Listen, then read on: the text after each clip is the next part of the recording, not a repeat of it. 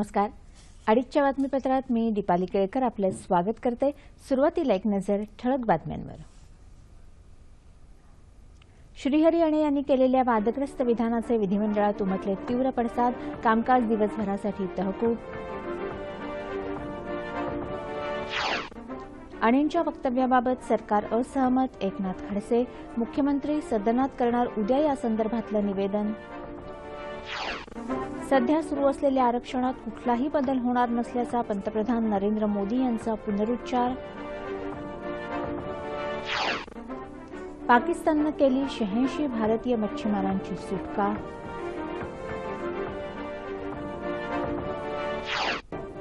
आणि सोलापूर मोहोळ मार्गावर वारकऱ्यांच्या दिंडीत भरधाव टेम्पो घुसल्यानं 4 जणांचा मृत्यू. आणि आता सविस्तर वृत्त. राज्याचे महाधिवक्ता श्रीहरी अणे यांनी जालना इथं स्वतंत्र मराठवाड्याच्या मागणीसंदर्भात केलेल्या वक्तव्याचे तीव्र पडसाद आज राज्य विधिमंडळाच्या दोन्ही सदनात उमटले. या मुद्द्यामुळे वारंवार गदारोळ झाल्यानं विधानसभेचं कामकाज 5 वेळा स्थगित करण्यात आलं आणि त्यानंतर दिवसभरासाठी कामकाज स्थगित झालं. सकाळी कामकाजाला सुरुवात होताच विधानसभेतले विरोधी पक्षनेता राधाकृष्ण विखे पाटील यांनी अणे यांच्या वादग्रस्त वक्तव्याबाबत स्थगन प्रस्ताव मांडत आक्षेप नोंदवला.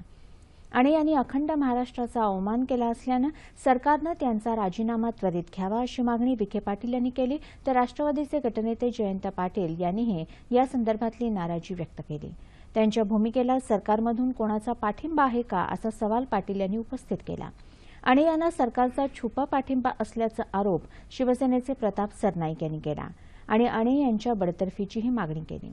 गणपतराव देशमुख, दिलीप वळसे पाटील यांनीही अशाच प्रकारचं मत व्यक्त केलं.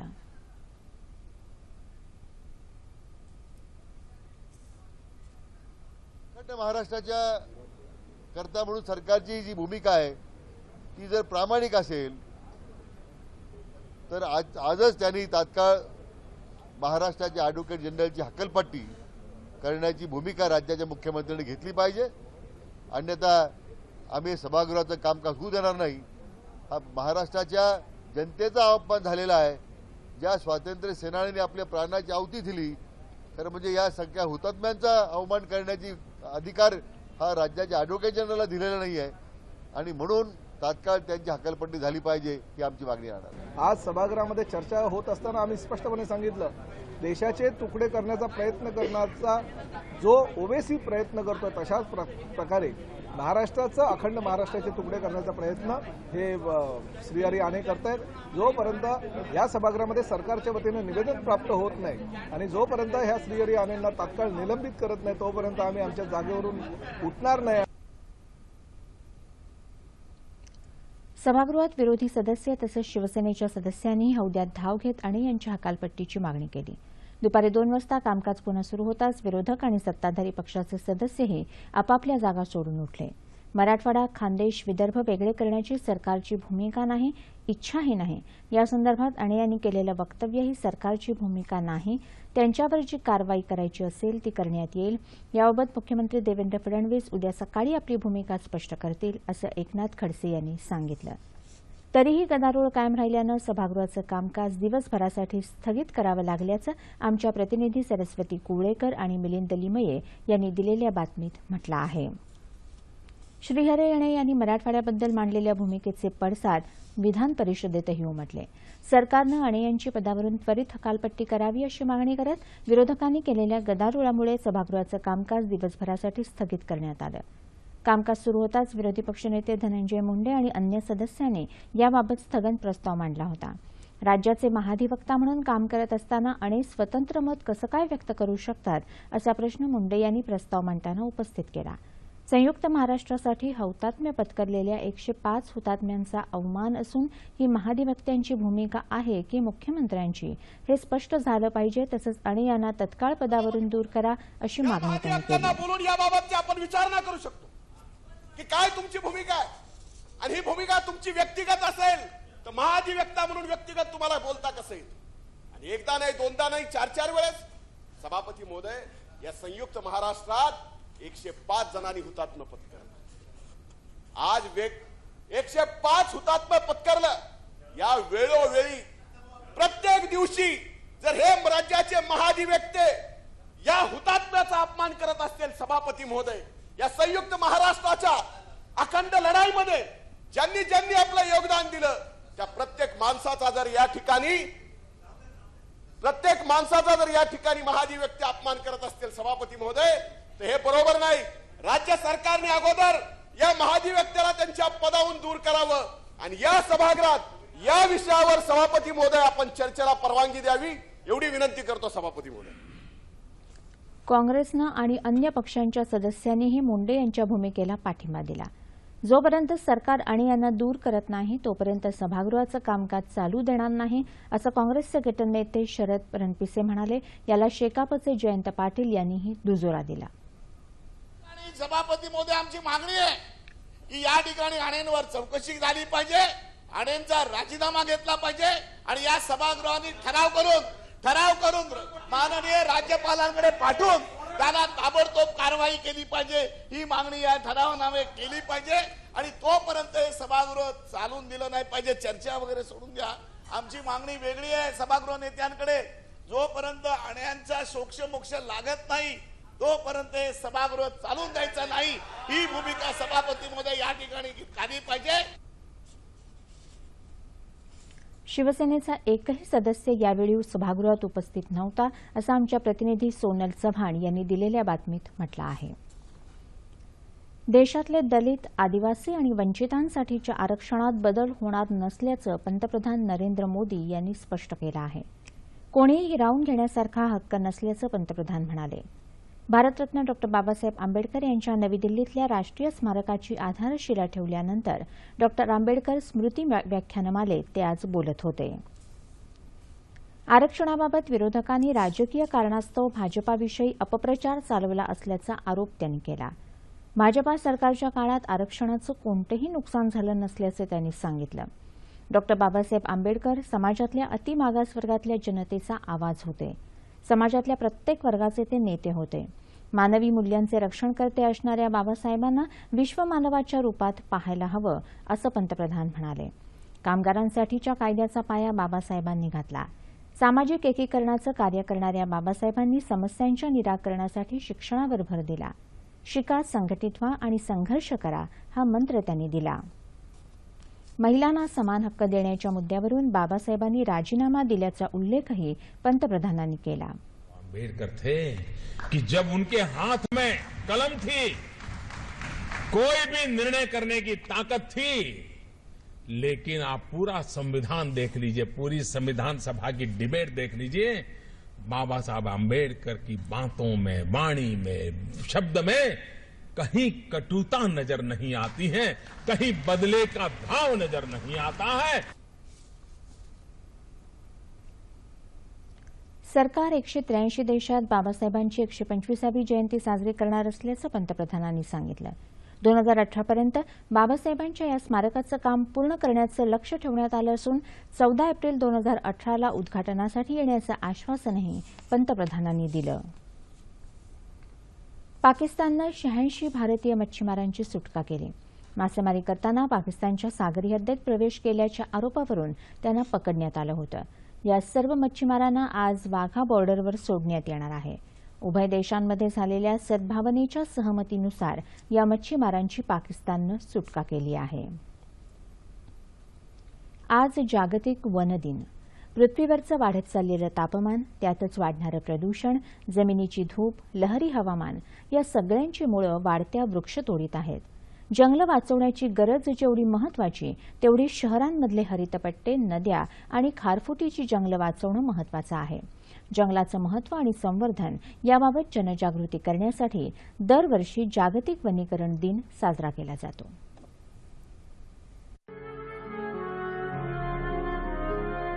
जंगल म्हणजे केवळ वृक्षांचा समूह नसतो, तर ती असते एक परिसंस्था. त्यात पशु, पक्षी, कीटक, सूक्ष्मजीव या सर्वांच्या गरजा आणि आयुष्य झाडांभोवती गुंफलेलं असतं. तर या सगळ्यांचा प्रत्यक्ष अप्रत्यक्ष संबंध असतो तो आपल्या जगण्याशी. जंगलांचं आपल्या जीवनात असलेलं असीम महत्त्व, जंगलांचे सामाजिक आर्थिक फायदे याबाबत लोकांमध्ये जनजागृती करण्यासाठी दरवर्षी 21 मार्च हा दिवस जागतिक वनीकरण दिन म्हणून साजरा केला जातो. वाढत्या लोकसंख्येची गरज भागवण्यासाठी तोडलेल्या झाडांची भरपाई करणंही तितकंच गरजेचं आहे. वृक्षतोडीमुळे पर्यावरणासह सामाजिक तसंच आर्थिक नुकसानही होत असतं. त्यामुळे पर्यावरण आणि विकास याचा सुवर्ण मध्य साधण्याची आज गरज आहे. वनांचं रक्षण ही आपल्या सगळ्यांची जबाबदारी आहे.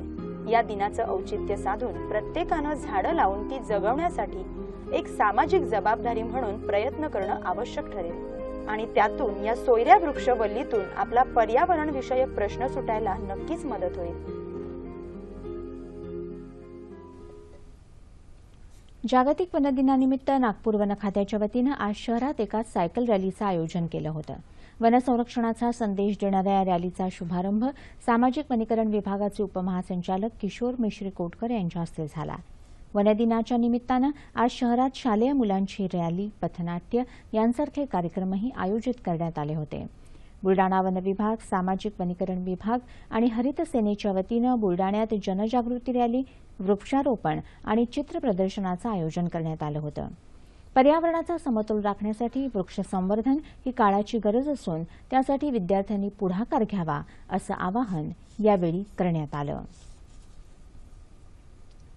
सोलापूर मोहोळ मार्गावर आज पहाटे झालेल्या भीषण अपघातात 4 जणांचा मृत्यू झाला असून 4 जण जखमी झाले. रस्त्यावरून चाललेल्या वारकऱ्यांच्या दिंडीत भरधाव टेम्पो घुसल्यामुळे ही दुर्घटना घडली. जखमींवर नजीकच्या रुग्णालयात उपचार करून त्यांना घरी सोडण्यात आलं असल्याची माहिती पोलिसांनी दिली आहे. रत्नागिरी जिल्ह्यात सुरू असलेल्या अवैध वाळू उपशामुळे शासनाचा कोट्यावधींचा महसूल बुडत आहे. या पार्श्वभूमीवर नेमकं किती उत्खनन करून स्वामित्व धन बुडवलं जात आहे याची चौकशी करून अहवाल तयार करण्याच्या सूचना जिल्हाधिकारी राधाकृष्ण यांनी दिल्या आहेत. त्यामुळे अवैध वाळू उत्खननाविरोधात मोठ्या प्रमाणावर कारवाई सुरू झाली आहे. संगमेश्वर आणि दापोली तालुक्यात करजुवे आणि आंजर्ले खाडीपट्ट्यात सुरू असलेल्या अवैध वाळू उत्खननामुळे शासनाचं दररोज 2.5 कोटी रुपयांचं नुकसान होत आहे. चिपळूण तालुक्यात वाळू उपसायला परवानगी दिली असली तरी परवानगीपेक्षा जास्त उत्खनन होत आहे. नोव्हेंबरपर्यंत वाळू उपशाला बंदी असताना जिल्ह्यात 15 कोटी रुपयांचं स्वामित्व धन वसूल करण्यात आलं आहे. पुणे शहर आणि उपनगरात 1 दिवसाआड पाणी येतं तर ग्रामीण भागातही पाण्याची टंचाई सुरूच आहे. मात्र हिंजवडीमधील मान गावातील ज्ञानेश्वर बोडके यांनी बोरमधील अत्यल्प पाण्याच्या माध्यमातून 1 एकर शेती केली आहे. विशेष म्हणजे ही सर्व शेती सेंद्रिय पद्धतीनं केल्यानं तिथला भाजीपाला, फळं यांना वेगळीच चव आहे. हिंजवडीच्या आयटी पार्कमध्ये माणगावातील अनेक शेतकऱ्यांच्या जमिनी गेल्या, पण बोडके यांनी प्रशासनाशी 2 हात करून ही 1 एकर शेती वाचवली. याच शेतीवर त्यांनी आता परदेशी भाज्या, काकडी, बीट, पालक, मुळा, कोथिंबीर अशा विविध फळभाज्यांचं पीक घेतलं आहे. गादी वाफे तयार करून कमी पाण्यात ही सेंद्रिय शेती केली आहे. या ठिकाणी कोणतीही कीटकनाशकं वापरली नसून गाईचं गोमूत्र, शेणखत, आंबट ताक यांचा वापर केला जातो. ठिबक सिंचनाच्या माध्यमातून ताक, गोमूत्र यांचा डोस दिला जातो. त्यामुळे पिकांच्या मुळाला पाणी जात असून चांगली चव भाज्यांना येत आहे. या कामात ज्ञानेश्वर बोडकेंसोबत त्यांची मुलगी पूजा, पत्नी आणि मुलगाही पूर्णवेळ शेतात काम करत आहेत. या कामासाठी त्यांना नाबार्ड, कृषी विभाग यांचेही वेळोवेळी मार्गदर्शन मिळालं. त्याला रोज 2000 लिटर पाणी लागतं आणि त्याच्यातून साधारणपणे 20 ते 30 किलो परदेशी भाजीपाला मी घेतोय. मुंबई, पुणे, नागपूर अशा मोठ्या मोठ्या शहरांमध्ये त्याची विक्री करतो. ह्या सगळ्या भाज्या साधारणपणे 50 रुपयाच्या किमतीने केलं तर अवघ्या रोजच्या 2000 लिटर पाण्यामध्ये 1 तास आम्ही दोघं नवरा बायको त्याच्यामध्ये काम करून 1000 रुपये रोजचे 700-800 ते 1000 रुपये आम्हाला मिळतात त्याच्यामधून. तापुरतं काम न करता सेंद्रिय शेतीचा प्रचार आणि प्रसार केला. शिवाय इतर शेतकऱ्यांना सेंद्रिय शेती करण्यासाठी प्रोत्साहन दिलं आहे. अभिनव ग्रुपच्या माध्यमातून राज्यातील अनेक शेतकरी जोडले गेले आहेत. पुण्यात त्यांनी जिल्ह्यातील शेतकऱ्यांच्या मालाला थेट ग्राहकांपर्यंत पोहोचवण्याचं काम केलं असून अनेक महिलांना रोजगार मिळवून दिला आहे. शेतकऱ्यांच्या विविध फळभाज्या एकत्र करून शहरातील सोसायट्यांना विकल्या जातात. अशा पद्धतीनं त्यांनी अनेक शेतकऱ्यांच्या उत्पादनाला भाव मिळवून दिला आहे. बोडके यांनी अनेक शेतकऱ्यांच्या जीवनात परिवर्तन घडवण्याचं काम केलं आहे. नियोजनबद्ध प्रयत्न केल्यास कमी पाण्यात आणि कमी जागेत सुद्धा भरपूर उत्पन्न घेता येतं आणि अल्पभूधारक शेतकरी यशस्वीरित्या शेती करू शकतो हे सिद्ध केलंय कोल्हापुरातल्या प्रताप पाटील या युवा शेतकऱ्यानं.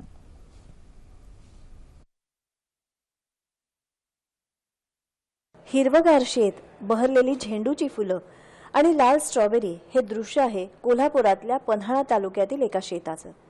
इथल्या पडळ गावातल्या प्रताप पाटील यांची 23 गुंठे जागेत स्ट्रॉबेरीची शेती आहे. महाबळेश्वरहून पाटील यांनी 28,000 रुपयांची स्ट्रॉबेरीची रोपं खरेदी केली. ऑक्टोबर महिन्यात शेतात साधारण 4 फुटांच्या अंतरावर सरी काढून रोपांची लागवड केली. ठिबक सिंचन, सूक्ष्मद्रव्य, सेंद्रिय खतं, औषध फवारणी यांचं वेळापत्रक आखून नियोजनबद्ध प्रयत्न केले. त्याचंच फळ म्हणून डिसेंबरच्या पहिल्या आठवड्यात पाटील यांना स्ट्रॉबेरीचं भरघोस उत्पादन मिळू लागलं. दर दिवशी 30 ते 40 किलो आणि त्यानंतर दिवसाला 90 ते 100 किलो उत्पादन पाटील यांनी घेतलं. याशिवाय त्यांनी स्ट्रॉबेरीच्या वाफ्यात आंतरपीक म्हणून झेंडूचीही लागवड केली आहे. त्याचंही उत्पन्न त्यांना मिळू लागेल.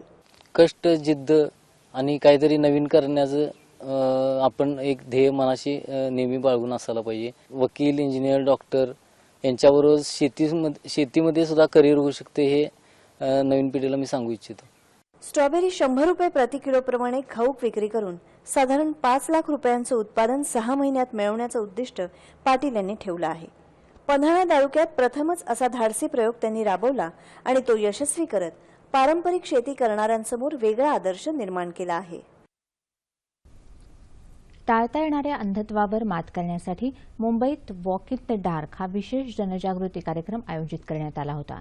प्रसिद्ध अभिनेत्री नंदिता दास यांच्या हस्ते या कार्यक्रमाचं उद्घाटन झालं. यावेळी दृष्टिहीन विद्यार्थी, विविध क्षेत्रातले नामवंत, ऑस्ट्रेलियाचे वाणिज्यदूत मार्क पियर्स यांच्यासह 700 जणांनी पदयात्रेत भाग घेऊन डोळ्यांची निगा आणि आजारांविषयी जागृती केली. जगातले डोळ्यांशी निगडीत 80% आजार बरे होण्यासारखे असतात असा निष्कर्ष काढण्यात आला असून त्यावर वेळीच उपचार होणं गरजेचं आहे, अशी माहिती इंडिया व्हिजन संस्थेचे कार्यकारी प्रमुख विनोद डॅनियल यांनी दिली. आजच्या आधुनिक युगात पारंपरिक संस्कृती लोप पावत असताना बंजारा समाजात आजही होळीचा सण मोठ्या उत्साहात साजरा केला जातो. होळीच्या महिनाभर आधी म्हणजेच दांडी पौर्णिमेपासून बंजारा समाजात होळीला सुरुवात होते. बंजारा समाजात लिंगी नृत्याला फार महत्त्व असून पारंपरिक वेशभूषा परिधान करून हे नृत्य सादर केलं जातं. होळीचा सण बंजारा समाजाच्या एकतेचं प्रतीक म्हणूनही ओळखला जातो. एखाद्या कुटुंबात मूल जन्माला आलं की होळीनिमित्त त्याच्या घरी तांड्यावरील बंजारा समाज एकत्रित येऊन सेवालाल महाराजांची पूजा अर्चा करून आनंदोत्सव साजरा करतात. यामध्ये बंजारा समाजातील पुरुष, महिला, लहान मुलं, मुली सर्वच सहभागी होतात.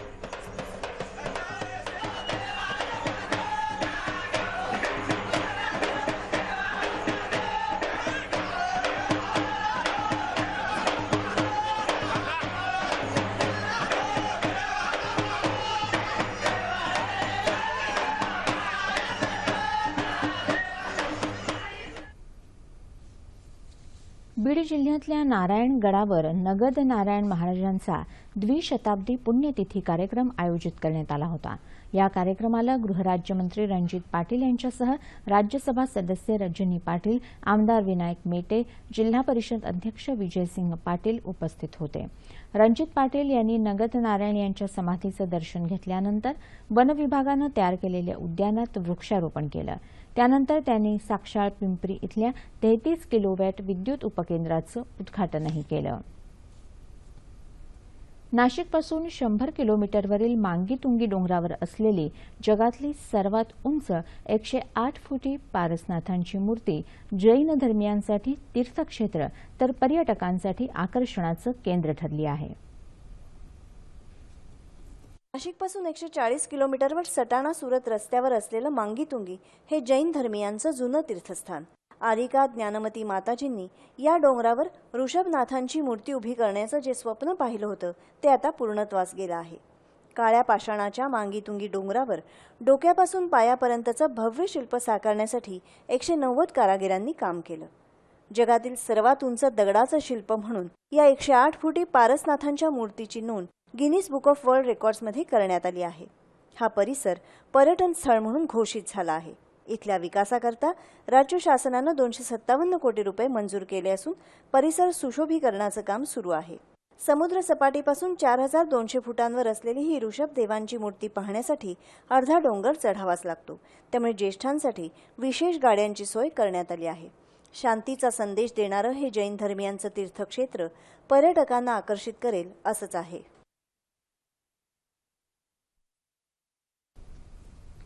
पुणे महापालिकेतर्फे आयोजित करण्यात आलेल्या शिवगर्जना या शिवचरित्र प्रदर्शनाची सांगता झाली।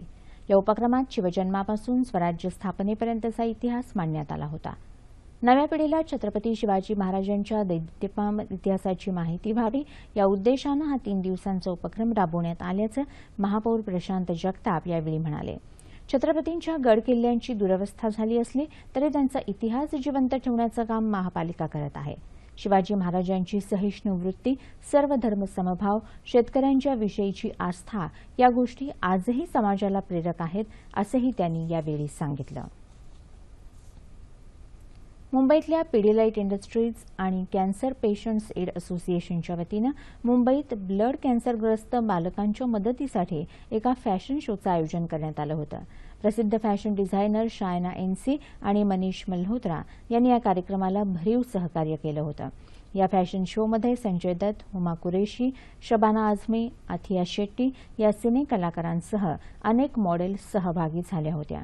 या कार्यक्रमाला दिनो मोरिया, पूमन इराणी, मधुर भांडारकर, अदनान सामी, अतुल कसबेकर यांच्यासह फॅशन जगतातले अनेक मान्यवर उपस्थित होते। आकाशवाणीवरून प्रक्षेपित केल्या जाणाऱ्या मन की बात या कार्यक्रमासाठी वेगवेगळे विषय सुचवण्याचं आवाहन पंतप्रधान नरेंद्र मोदी यांनी देशातल्या जनतेला केलं आहे। यासाठी www.mygov.in या संकेतस्थळावर लोकांनी आपले विषय नोंदवावेत। येत्या रविवारी म्हणजे 27 मार्चला या कार्यक्रमाचं प्रक्षेपण होणार आहे।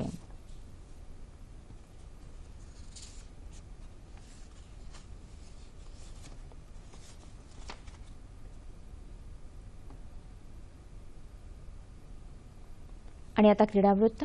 T20 विश्वचषक क्रिकेट स्पर्धेत आज बंगळुरू इथल्या चिन्नास्वामी स्टेडियमवर ऑस्ट्रेलिया आणि बांगलादेश या संघांमध्ये सामना रंगणार आहे।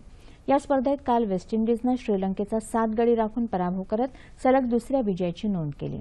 विंडीजच्या गोलंदाजांनी काल भेदक गोलंदाजी करत श्रीलंकेच्या फलंदाजांना 122 धावांवर रोखण्यात यश मिळवलं। श्रीलंकेच्या माफक आव्हानाचा पाठलाग करताना वेस्ट इंडिजलाही आपले 3 मोहरे झटपट गमवावे लागले। मात्र आंद्रे फ्लेचरनं 6 चौकार आणि 5 षटकारांची आतषबाजी करत नाबाद 84 धावा फटकावून वेस्ट इंडिजला एक हाती विजय मिळवून दिला। सामनावीराचा मानही त्यानंच पटकावला। T20 विश्वचषक महिला क्रिकेट स्पर्धेत आज न्यूझीलंड आणि ऑस्ट्रेलिया या परंपरागत प्रतिस्पर्ध्यांमध्ये लढत रंगणार आहे।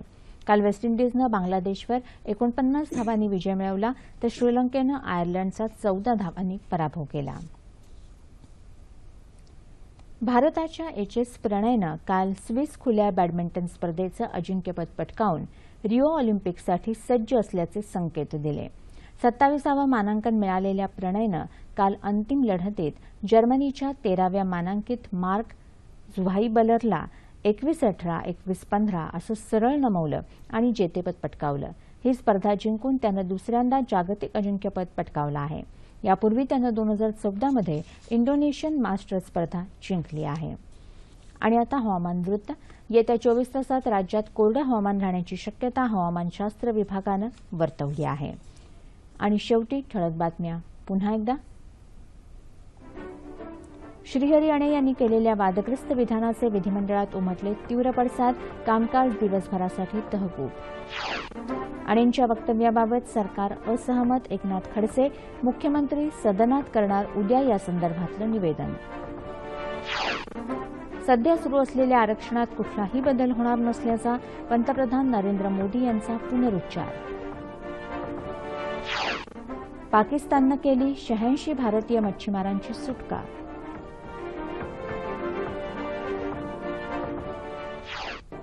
आणि सोलापूर मोहोळ मार्गावर वारकऱ्यांच्या दिंडीत भरधाव टेम्पो घुसल्यानं 4 जणांचा मृत्यू। याबरोबरच हे बातमीपत्र संपलं। पुन्हा भेटूया संध्याकाळी 5 वाजता सह्याद्री वाहिनीवर। नमस्कार।